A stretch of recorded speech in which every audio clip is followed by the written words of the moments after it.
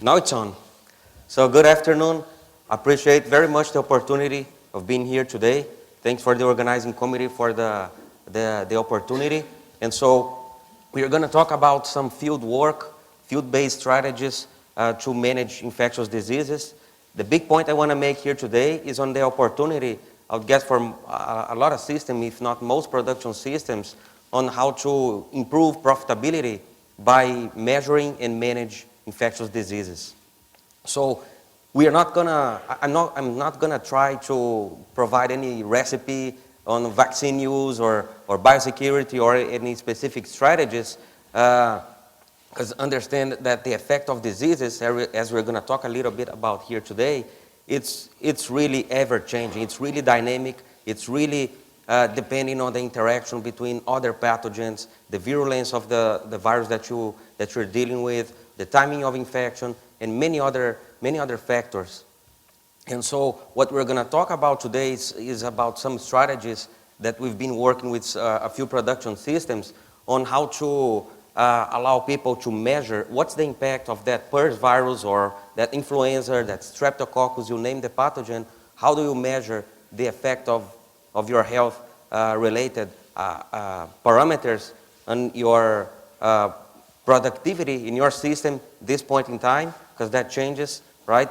PRRS may be costing you $2, maybe costing $5, maybe 20 or more, who knows? So we're gonna talk about some strategies first on how to come up with some numbers about pressure of infection, what's the disease circulation, some determinants of health in the population, and then the second part, how do you align or link that health information with your closeout information or your productivity from your sow farm, and then get to that point of this disease is costing me that much in terms of mortality, average daily gain, or any other outcome of interest. So a little bit about ourselves. So I have the big privilege here to work with a group of graduate students. They're all post-DVM graduate students working on their master's or PhD. And what we have in common is we do field epidemiology. And so we evaluate strategies to prevent, detect, or manage swine infectious diseases under field conditions. Because we, again, understand that different conditions, different production systems, different points in time, those interactions change. So we want to help people to measure what's going on in their own system. And again, this audience pretty clearly understands, I am sure, that if you want to talk about strategies and if you want to talk managing pig flows and how health interacts with that, we gotta measure, right? With no measure, it's really hard to manage the strategies. So we're going to talk about that in the first part of the presentation, because no matter what intervention you're going to talk about, if it's investment in people or health products or biosecurity, you name it, the value within a given predefined period of time gotta exceed, of course, the interventions. And so if you want to improve profitability, many different buckets that you can tackle. You can improve your genetic lineages, you can update them to reduce the lag from the nucleus farms to nucleus flows to your commercial flows. You can work on nutrition. What we're going to talk more closely here today is on the health bucket. And because of two reasons, the direct impact of diseases in productivity. Diseases affect significantly mortality, average daily gain, feed conversion, some other metrics. But also, because of diseases, there is need to invest in a almost ever-growing fashion on biosecurity, pig flow, truck-trailer flow, commingling strategies, segregation of production, so on and so forth. So health is a really big component of profitability and can make the difference between losing or having profit. So once you understand what's going to be the impact of diseases under your own conditions, it's easier to fit into some of those decision trees. I'm going to do nothing, I'm good, or how I'm going to manage. And if you look at the literature, there will be a list of a good collection of papers, all good ones, reporting what's going to be the cost per pig or per sow or per liter for different viruses or bacteria. And you'll see a big variation there too, which is expected, as we said, depending on the conditions. That same virus may cost you more or less, depending on those other interactions. And that's what we're going to talk more in deep here going forward.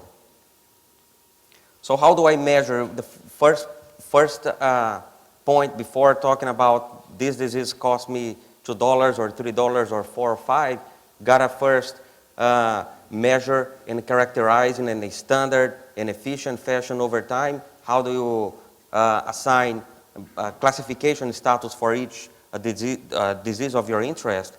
And so many different ways to do that. You can either bleed a number of pigs and run some diagnostics, or more recently, people that we've been working with, they've been really working more with those population-based sampling methods,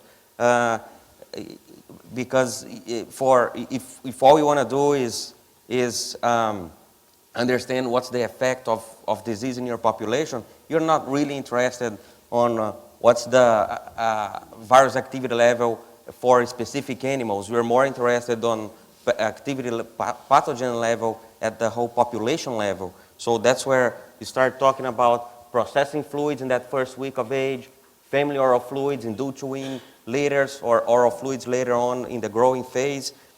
But not only the diagnostic testing of those population-based samples, but also using, and we're going to talk a little bit about this, use of production records, because and establish ongoing automated ways to scan production records for changes in your baseline.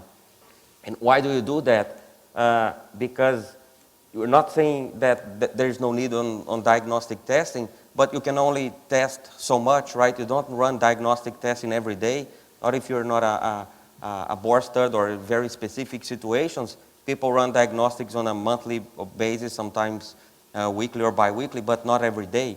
And so, but you do collect tons of data, productivity data, more than one time a day. So why not take advantage of that to characterize populations in terms of productivity and pathogen interference on that. So, as I said, one of the things that our group has been working on in the past 2 or 3 years is further exploring population-based sampling in farrowing rooms, either using processing fluids or family oral fluids. And 2 things that we like to remind people is the failure to detect problem. Gotta align your expectations with the level of sampling that you do.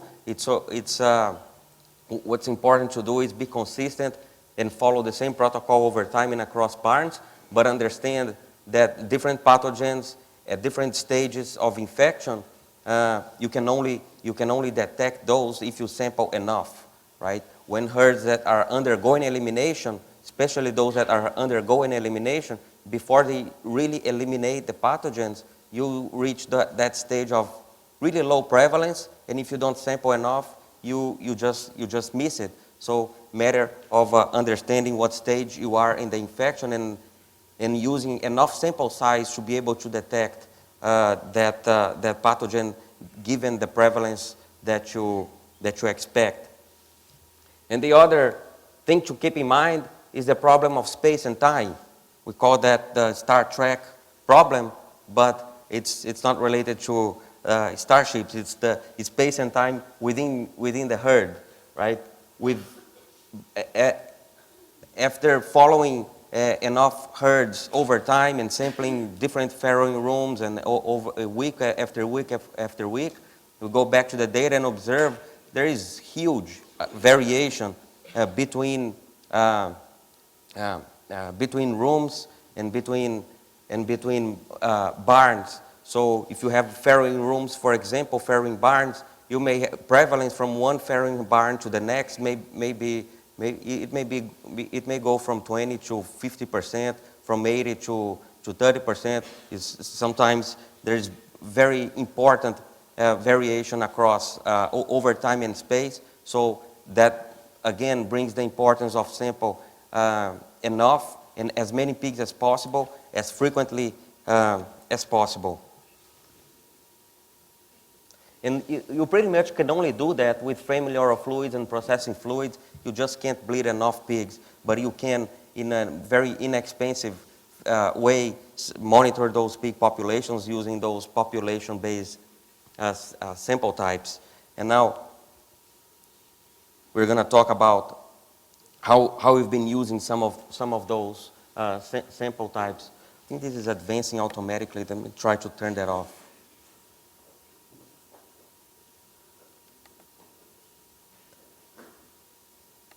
And this slide that I have here is just an illustration, getting data from multiple veterinary diagnostic labs and demonstrating that year after year, and especially most recent years, people have really started using more and more those population sample types. You see here an increase in oral fluid testing in the labs, and more recently processing fluid. And this blue bar represents the serum or individual sample type, right? And you can see how it's decreasing in favor of those population-based, these population specimens. And here, some examples, we're running through some examples here on how we've been working. In this project here, we've been working with Seaboard folks, with Dr. Rebecca Robbins. She allows us to disclose that. And what we've been implemented in a pod of their production system is running processing fluids collected from all the piglets that they process within that week. You just aggregate that sample and capture information of which farrowing rooms that represented, right? So with one PCR, about $22 to $25, you have an understanding of what's at least a measure of PRRS activity load in that week. And then going forward, we link that information with nursery performance to understand what's the relationship between pressure of virus detection and then subsequent nursery performance. And as expected, the batches, the piglets that were weaned from weeks where there was a lot of virus activity, measured in this bucket here of low CT values in PCR. So the lower the value, the more virus activity, the higher it was the mortality. So in a mean here of a median of about 8 or 9%, as opposed to those flows with less virus activity, mortality was lower. Similarly, as soon as those pigs were placed in the nursery, we threw some oral fluid testing, and again, a few oral fluids per batch to understand, again here, what's the effect of viral load detected in oral fluids with the mortality during the nursery, and with that they could understand if the vaccination practices, the strategy to control PRRS was working. Again, as expected, the lower the CT value here, the higher was the mortality. But so they were happy with that difference, not so big, and didn't have a lot of low CT also not a lot of evidence of a lot of virus circulating in the nursery. So you can make some educated guesses that whatever you were doing, you were probably doing some good control for that virus. As I said, people run diagnostic tests. They're running more frequently. If you look at the data from veterinary diagnostic labs, people are testing today almost twice as much as they were some 6 or 7 years ago. So people really taking advantage of those population-based sample types But as I said, people don't test every day unless you're in specific situations, test every week or every other week. And so why not take advantage of the production data, productivity data that's collected on a daily basis in sow farms. And so we've been using this statistical process control, which is nothing new here. It's a pretty old but established method. What you see here is number of aborts over time for one farm. And the way the program works is it establishes a baseline, so what's the expected number of aborts for that specific sow farm, and you keep monitoring the sow farms over time. When there is a significant spike, you have an alert, so something is going wrong with that. We run this project with a production system in Minnesota, Schwartz Farms. They also allow us to disclose that. Actually, the data is published. And so we followed with them a few production parameters over time, and then compared we compared the date that we received the signal for increased aborts or increased preweaning mortality, increased prenatal losses, stillbirths and mummies combined, and we compared that to the date that they reported an outbreak, that they thought that the system had outbreak, and they recorded in their monitoring program. And not surprisingly, you have spikes, you have significant detections in some of those parameters 1, 2, 3, up to 4 weeks before they actually detected the outbreak. So pretty neat way to add in your monitoring program by just looking at production data, but do that in a standard way on a daily or weekly basis.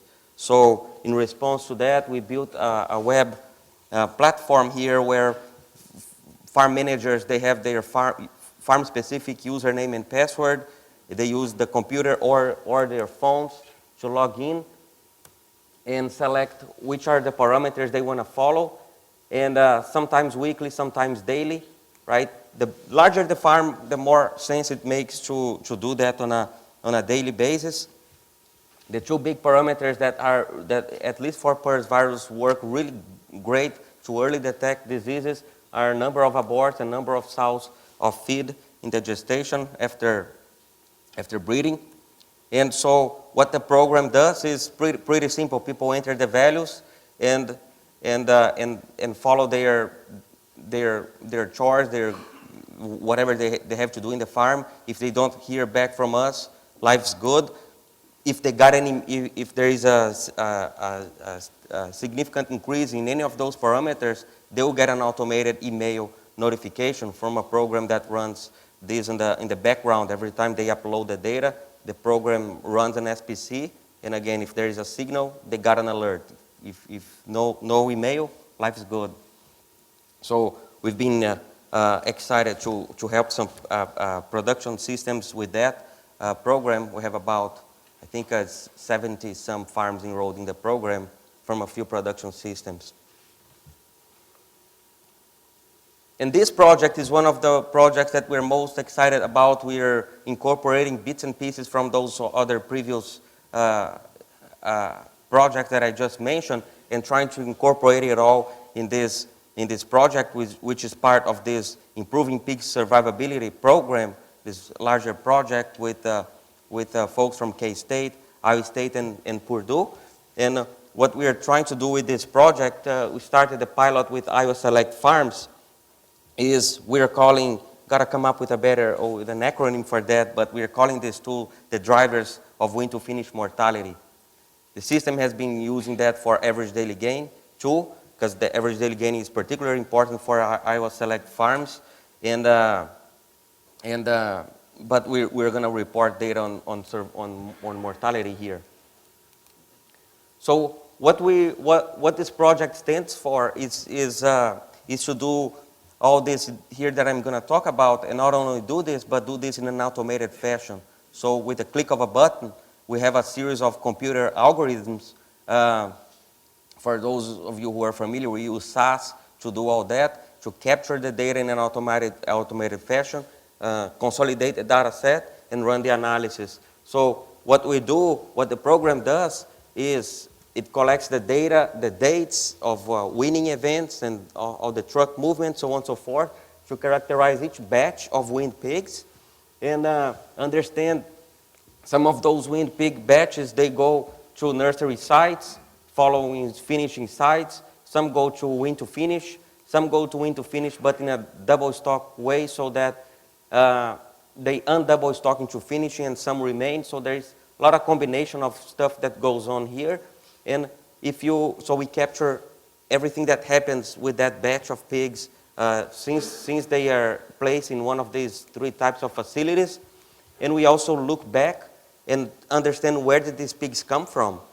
One sow farm, multiple sow farms, and not only which sow farm, but what was the date of weaning or weaning events, so that we get the dates that they were weaned. We go back, when did they farrow?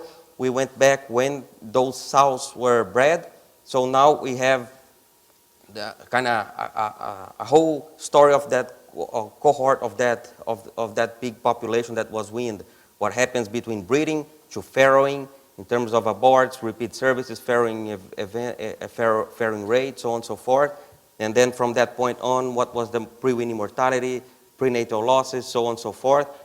And on top of that, we also get any changes in health status that the sow farm had, either based on sampling events like I just described in that first project, or any other method that the system tags the sow farm in terms of disease status for PRRS, mycoplasma, flu, so on and so forth. And so we layer all that type of information, right? Multiple layers of information on top of that wean to finish cohort. At the end of the day, this is more or less what we have here. So if you imagine a big spreadsheet, each line is a closeout. So you have data from the closeout. You can go back and see what happened in the nursery. You can go back and see what happened in the sow farm. So what that allows us to do is understand what are the impact of each of those parameters that we measure: productivity from the sow farm, health status, so on and so forth. How does each of those affect survivability, right, or mortality? And long story short,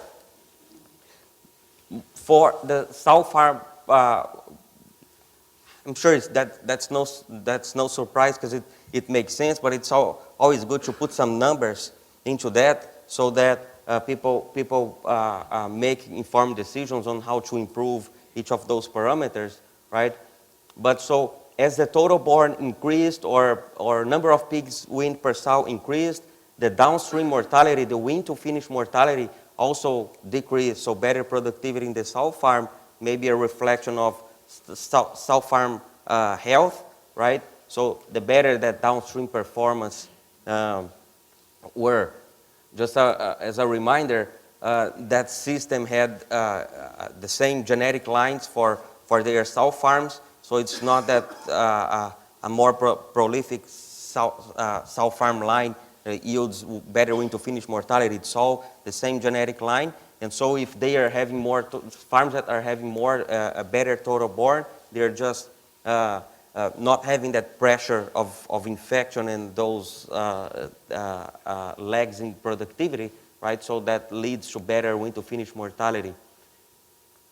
Similarly here, the higher the sow death rate, the higher it was the subsequent wean to finish mortality, and some other parameters telling in the same direction here. The better the farrowing rate, the better it was the subsequent wean to finish mortality.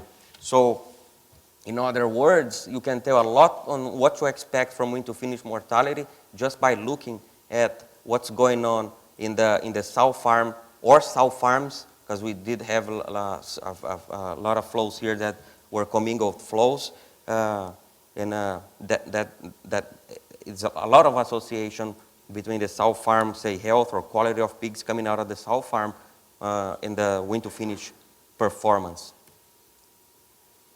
And of course, as I said, we also capture weekly changes in health status from the sow farm flows for a number of different pathogens. And here just a couple examples, PERS status and mycoplasma status. And not surprisingly, the farms that are negative or classified as stable for that system had much lower win-to-finish mortality compared to sow farms dealing with an unstable or positive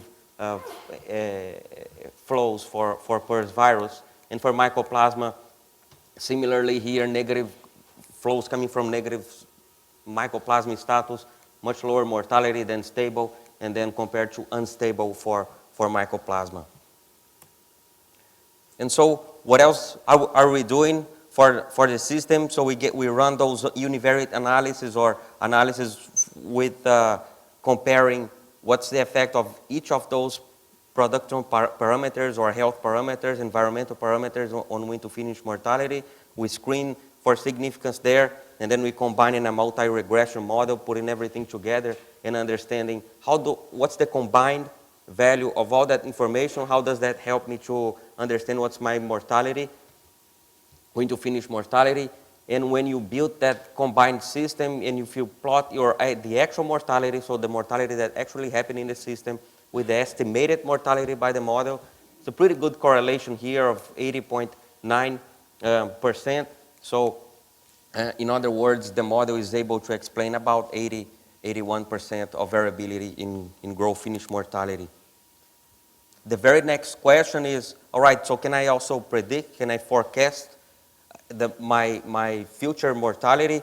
And so with a similar model, but slightly different, we're doing some what we call the five-fold cross-validation. We're not going to get into the weeds of that, but with all the information that we have today from where the pigs are coming from, what's the health status, and what kind of flow they're gonna flow for win-to-finish, for growth-finish.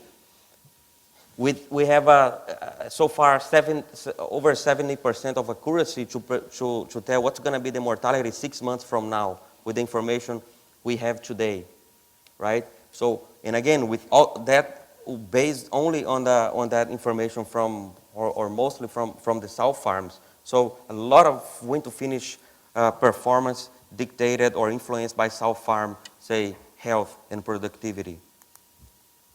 And right now, as we're speaking, just got those slides yesterday night. We are also working with a couple veterinary diagnostic labs to get, in automated fashion, the diagnostic reports from the pathologist.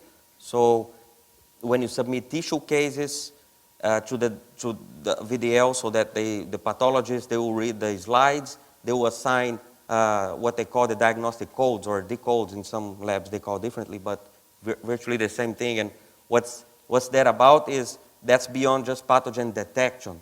They really tag, based on their interpretation of the case, what's really causing that pneumonia.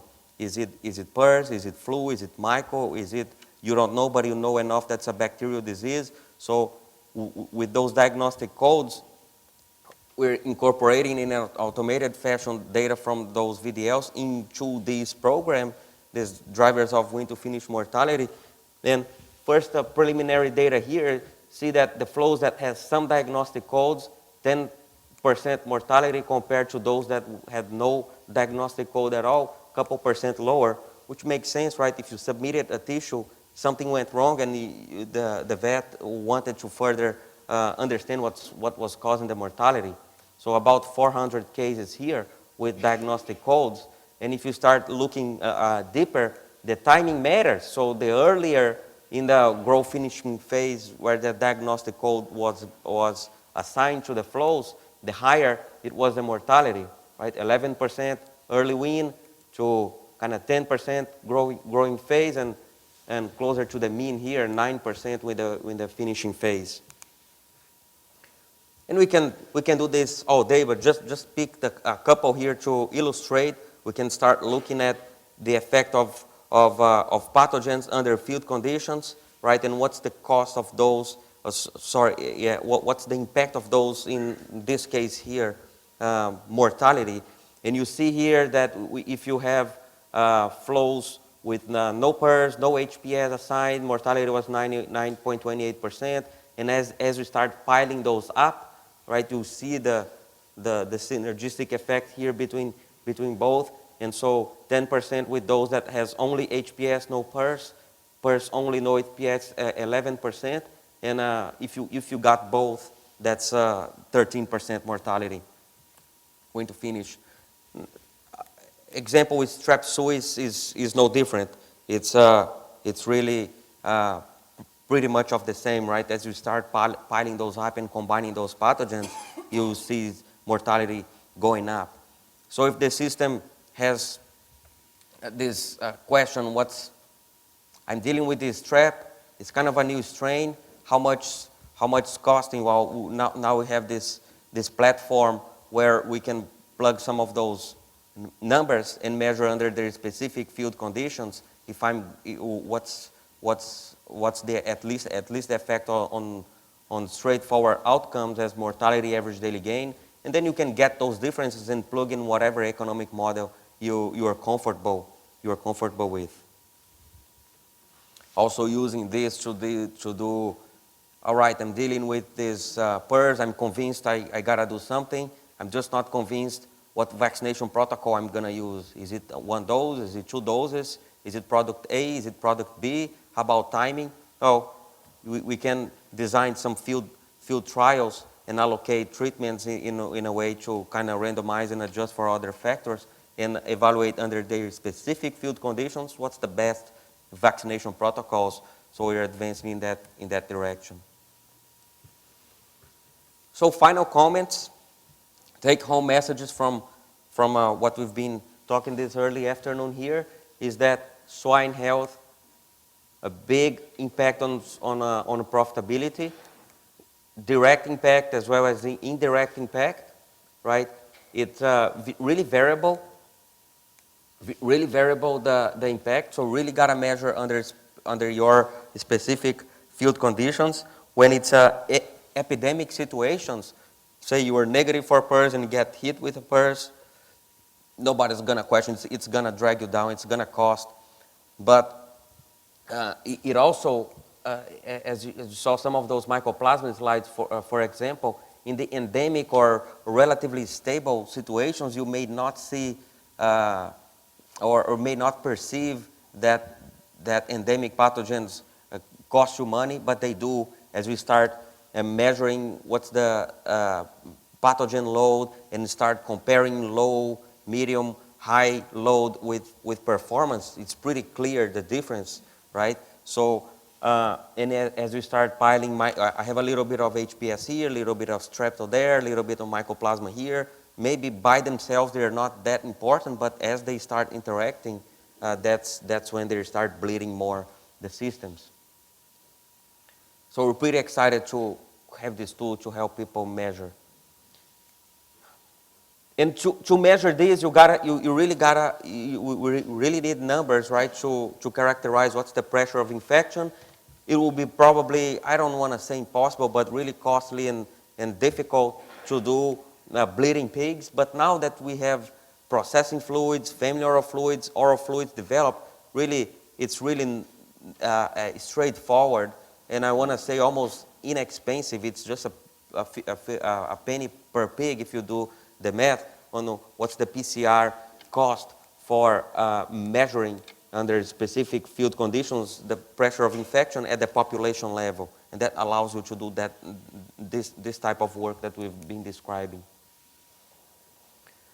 So with the drivers of mortality project, it kind of consolidates the initial projects that I described, measures the impact of specific factors, whether there be a disease or specific interventions, or even barn layout types on specific production system flows at specific points in time.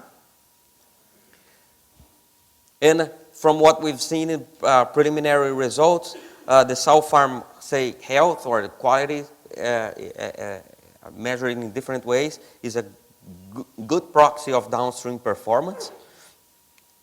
And endemic diseases perceived to be stable by the system, it may be surprising how numbers start piling up, so still opportunities to tackle those secondary agents that you think it's controlled, and maybe it's controlled, but it's good to verify and put some numbers on that. And as we move forward, we are working with a few other production systems there has been interest between production systems to do some benchmarking and compare the drivers of mortality, average daily gain, right, between production systems and over time. So big thanks to a number of vets that have been contributing to this work, different funding sources, the graduate students, of course. I'm speaking here in behalf of the team, and the great support we have internally from the lab people, from our leadership, Dr. Halber, from animal science. We've been interacting a lot with them over there, right? And big thanks to the K-State team too, helping us better interpret and guide next steps on that survivability project. So with that, big thanks again, and we may still have time for questions. Right? Thank you. Any questions for Daniel? Right off. We got the after lunch looks. So some takeaways I have from this, I mean, there's a lot of numbers that go up there. As people are looking at that, I think people have to realize how many data sets go into this. We were talking this morning in breakfast, and he said, yeah, we have to quit using Excel because after 1 million rows, it doesn't function, right? So we're not talking small data sets we're dealing with here. The amount of information that Daniel and his team has put together, and he's talked about some of the production systems, working with many others, and backed information in what he's been able to put, what their group's been able to put together to help make decisions because of good data. It's really going to be, it's helping advance those production systems, where to intervene, where not to, where to spend their resources to make that herd healthier, and then subsequently down the line. And I really commend Daniel and his team for what they're doing. Any questions or follow-ups to any of that information that he had? And as you said, on the tables we have the information from the project, right? Yep. So if you wake up at 2 in the morning wondering, can I be part of that and can I help? Right. So you can shoot an email and reach us. There we have information contact there. Yeah, we'll be happy Jason. to follow up. So I have a question. So you have select as an example, very large system. How are you going to use that process of data with a smaller system that only has 5,000 to 10,000 cells and won't have Yeah, good question. How do that system was developed with IOSelect? How do we work with other systems, right? So our objective with IOSelect since the beginning was not only how to get those data sets, but how do we do that in an automated and sustainable fashion, right? So we've been developing algorithms to import data from the existing tables. In their case, they work with meta farms, so each system working with meta farms, they will generate pretty much very, very, very similar table, if not the same, right? And now we're working with other production systems that we purposely selected people not using meta farms, right? So that we develop the algorithms to import data from other management software, right? PigChamp, Pignose, and Porcitex, some others. So we've working with people with a wide variety of software. And for those that prefer, no, I don't work with any specific software. I have a combination. My sow farms have different softwares.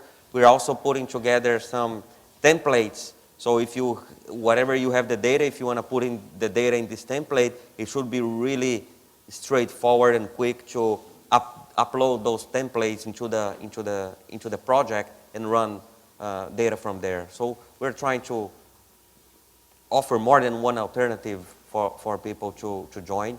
We certainly want to make it as possible, as much as possible for as many types of reality. All right, with that, let's give Daniel a round of applause. Thank you.